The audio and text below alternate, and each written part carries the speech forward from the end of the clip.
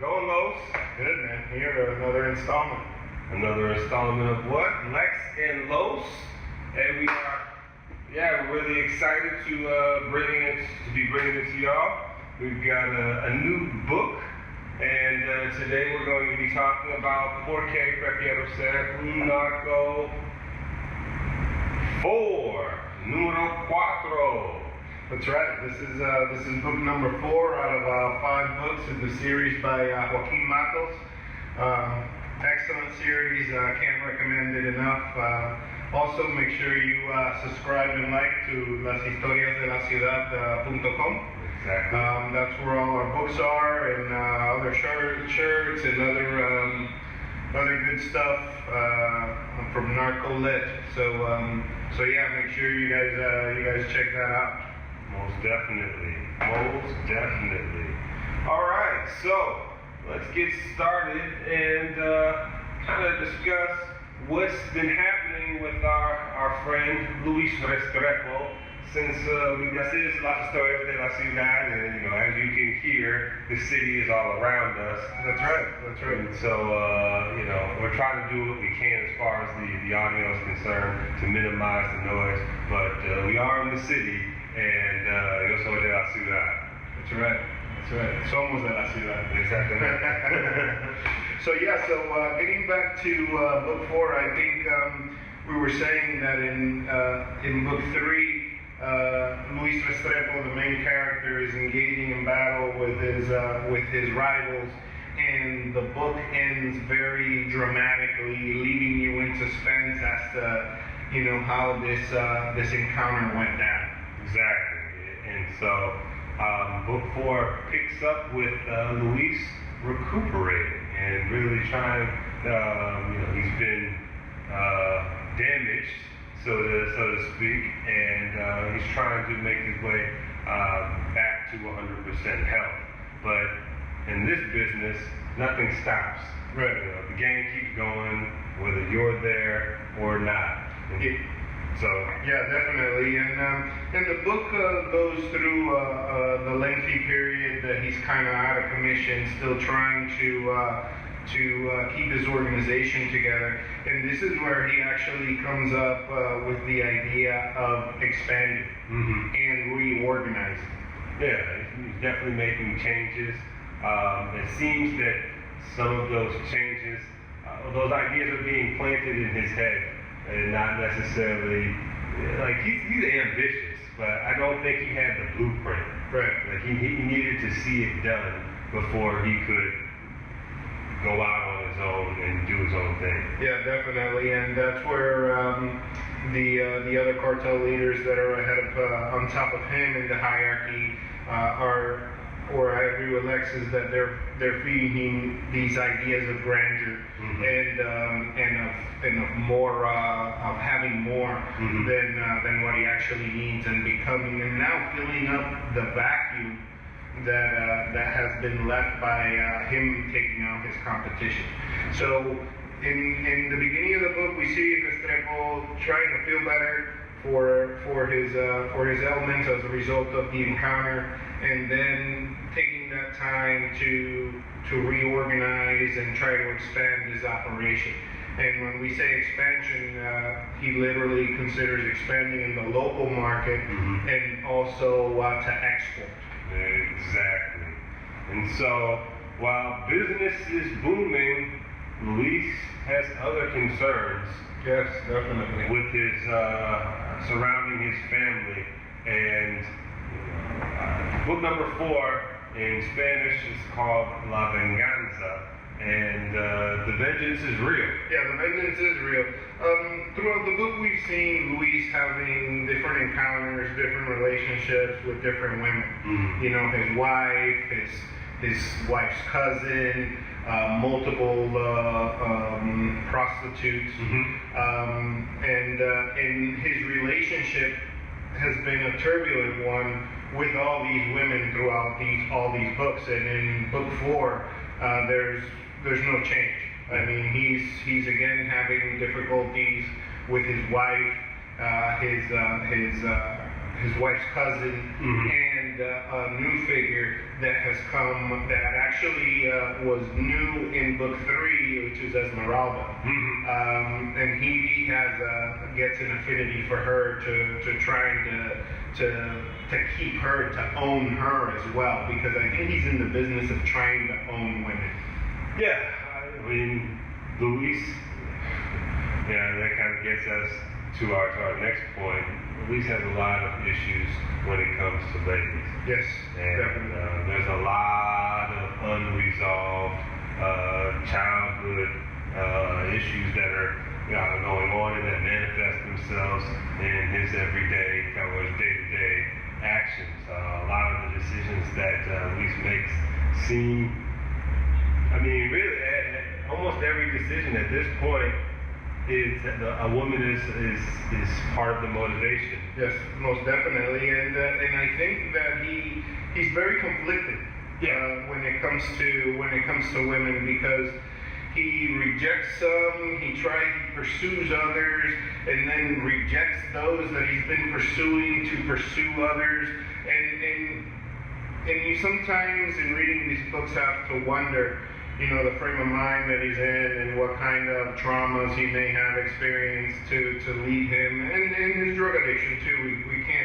We can't take that out of the picture. It's prevalent in all the books, and I think that really impairs his judgment when it comes to making decisions about family and things like that. Yeah, most definitely. Whether it's the drugs, and just having power and being the man. And it's all about being the man. I think the machismo is very much alive and well in Luis Restrepo, and that's a cultural thing that has been predominant in Latin America, and Venezuela is no different.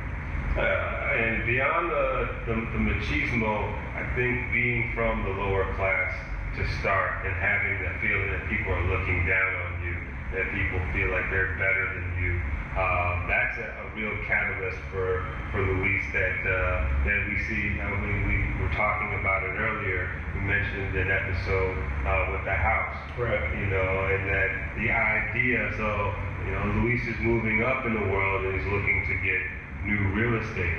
Now the idea 5 years ago that he'd be able to buy a house, in one of these upscale neighborhoods is almost inconceivable. Yeah, I mean, he wouldn't even been able to attain the level of real estate that he's thinking about prior to him becoming an artist. And so, to be told no. Yeah, that's a big thing for him. He doesn't accept rejection well. Definitely not at all. So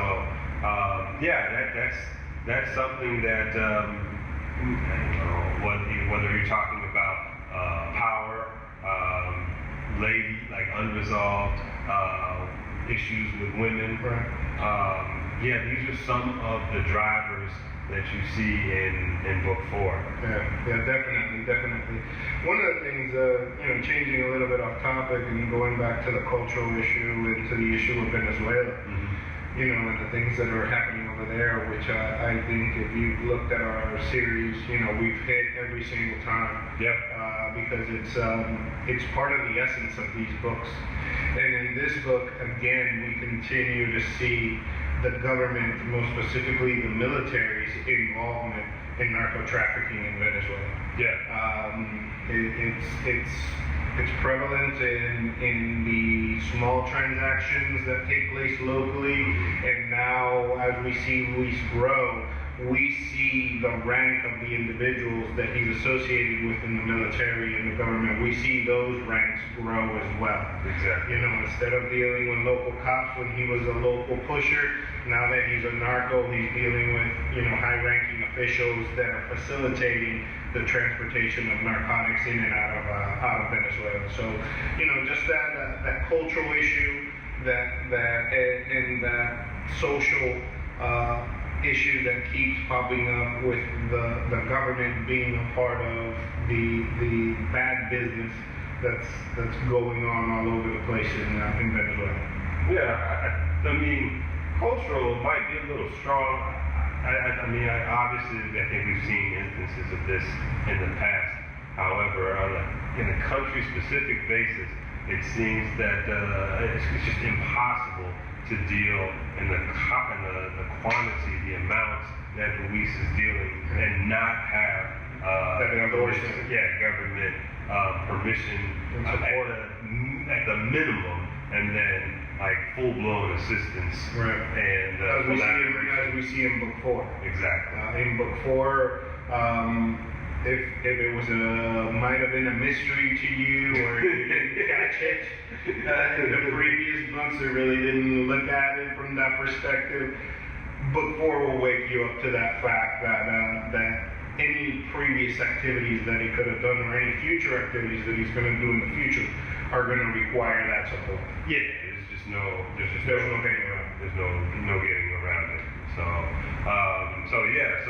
Those are some of the major themes that the book deals with: vengeance and revenge, Luis's issues with ladies, some of unresolved female issues, government involvement, and kind of the impact that all of this world, this lifestyle has on his family.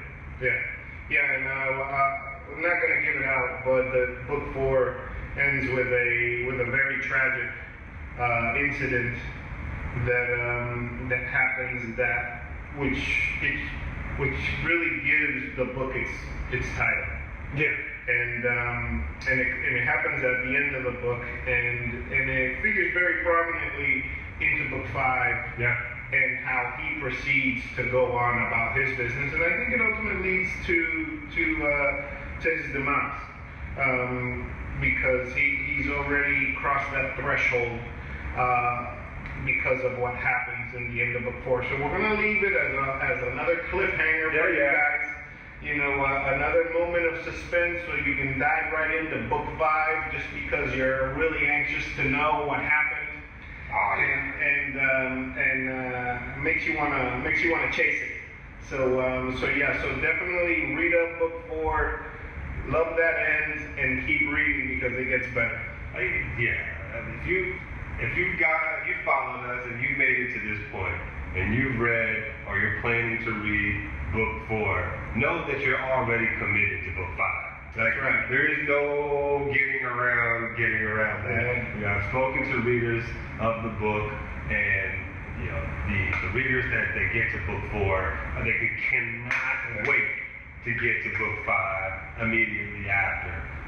Lucky for you, all the books are available both on the website and on Amazon.com.